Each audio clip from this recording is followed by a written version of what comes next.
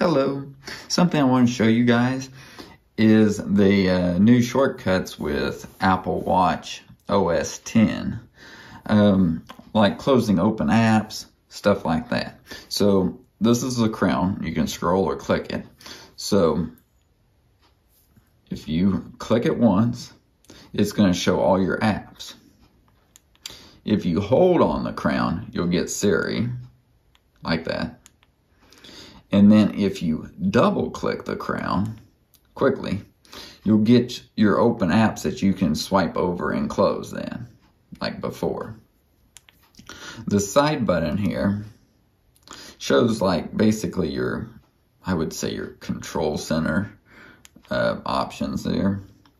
And then scrolling up from your home screen there shows your notifications and stuff.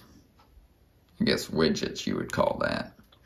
And then swiping down shows really just your notifications. I guess I would call this like your widgets.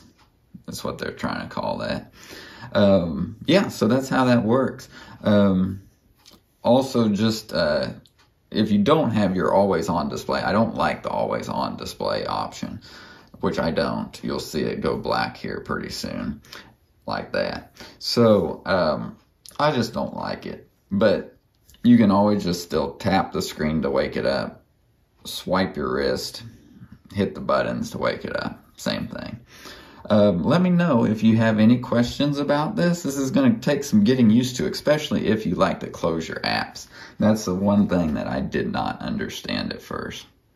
So yeah, let me know if you have any questions. Like this video if you liked it, and subscribe to my channel for more helpful videos. Thanks for watching today.